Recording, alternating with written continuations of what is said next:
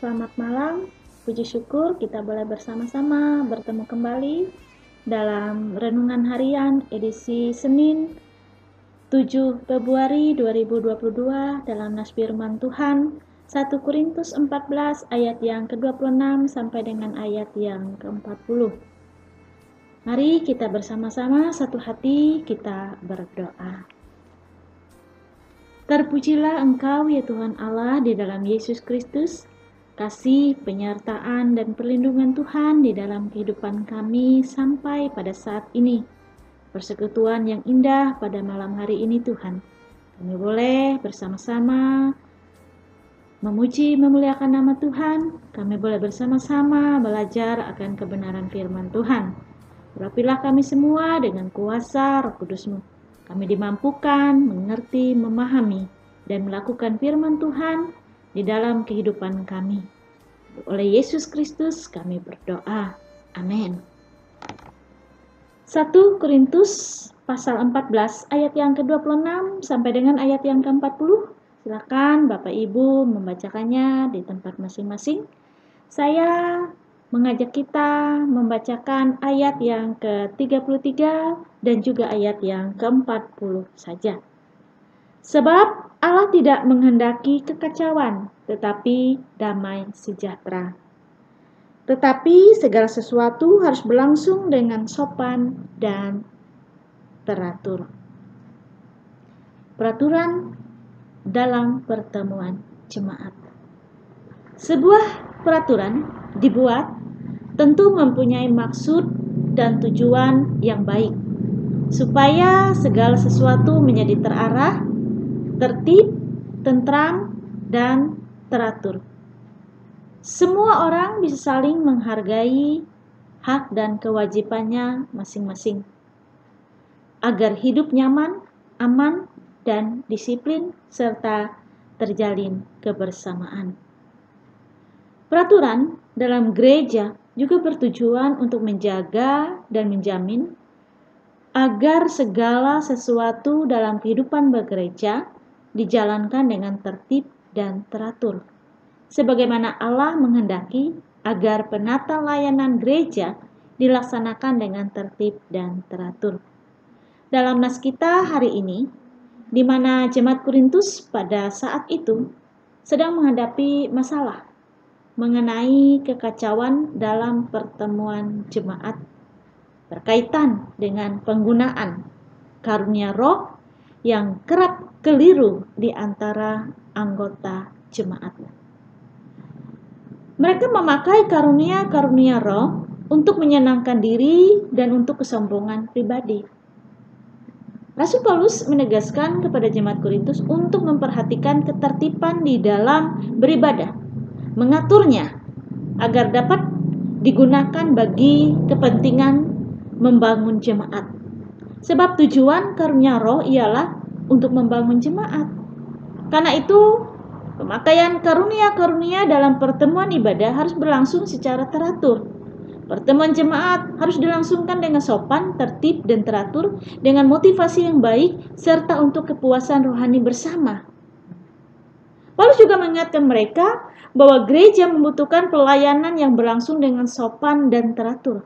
Apa yang dilakukan di dalam pelayanan tidak bisa dikerjakan sesuka hati atau semaunya saja. Harus ada aturan yang dibuat bersama untuk kebaikan bersama. Dengan demikian, tidak ada orang yang akan mencari muka, mengutamakan kepentingan sendiri, dan menonjolkan diri. Ada kesopanan yang selalu menghargai orang lain dan dengan kerendahan hati mau melayani orang lain. Ada aturan yang harus ditaati dengan baik jika jemaat merindukan persekutuan yang berjalan dengan teratur. Dengan demikian, semua orang yang terlibat di dalam gereja harus melakukan pelayanan dengan sopan dan teratur, tidak menurut kehendaknya sendiri yang bisa berujung pada kekacauan ataupun konflik. Jadi perlu ada aturan yang ditaati bersama. Tidak ada kehidupan yang tertib tanpa ada aturan. Orang yang mau hidup teratur, ia harus mentaati semua aturan dengan baik dan benar. Ketika kita mentaati peraturan, niscaya kebebasan dalam kebenaran akan kita nikmati. Nah, saudara-saudaraku yang kekasih di dalam Tuhan kita Yesus Kristus, mari kita belajar dari apa yang Rasul Paulus kemukakan, yaitu kita harus beribadah dengan sopan dan teratur sebagai wujud penghormatan kita pada Tuhan. Setiap orang dalam jemaat mempersembahkan sesuatu sesuai dengan karunia yang telah Tuhan berikan kepadanya. Jadi setiap orang tidak boleh hanya duduk diam dalam jemaat, tetapi harus melakukan sesuatu yang dapat membangun jemaat untuk kepentingan bersama.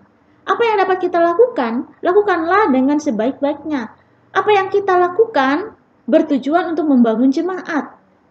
Setiap pelayanan yang kita lakukan tidak boleh kita lakukan untuk kepentingan sendiri atau bahkan supaya kita memperoleh pujian dari orang lain. Karena segala kemuliaan Tuhan hanya untuk Tuhan saja. Jangan sampai kita mencuri kemuliaan Tuhan. Apa yang kita lakukan harus saling melengkapi jemaat lainnya. Setiap jemaat memiliki karunia yang berbeda-beda, sehingga kita harus saling mengisi, saling melengkapi satu sama lainnya. Kita membutuhkan orang lain. Demikian juga sebaliknya. Orang lain membutuhkan kita. Sehingga perlu adanya kesadaran bahwa apa yang kita lakukan haruslah dapat membantu jemaat lainnya yang membutuhkan kita. Kita harus belajar untuk mampu menahan diri jika diperlukan. Tuhan ingin keteraturan dalam jemaat. Jemaat pun bebas mengekspresikan apapun yang Tuhan berikan kepadanya, namun tetap memegang prinsip keteraturan dan bukannya kekacauan. Nah, sekarang mari kita lihat apa karunia yang Tuhan berikan dalam kehidupan kita yang dapat kita gunakan dalam kehidupan berjemaat. Jika memang kita diberi karunia di bidang musik, manfaatkanlah itu untuk menghibur dan menyenangkan orang lain sesuai dengan nuansa keharmonisan. Jika diberi karunia untuk memperhatikan orang, manfaatkanlah itu untuk membangun jemaat. Jika memang kita diberi karunia untuk hal tulis-menulis, manfaatkanlah itu untuk membuat tulisan-tulisan yang nantinya dapat menjadi berkat bagi orang lain, bagi jemaat lain. Jika kita diberi karunia melayani, menolong, mengajar, dan sebagainya, manfaatkan, syukuri, dan kembangkan, sehingga membuat kita jadi berkat di hati orang lain. Apapun karunia yang Tuhan berikan bagi kita, kembangkan karunia itu untuk kemuliaan Allah, untuk membangun jemaat. Sebab Allah tidak menghendaki kekacauan, tetapi damai sejahtera. Karunia dari Tuhan berguna bagi kemuliaan Tuhan dan kesejahteraan manusia. Amin. Mari kita berdoa. Terima kasih ya Tuhan Allah, Engkau memperlengkapi setiap kami dalam kasih karunia-Mu.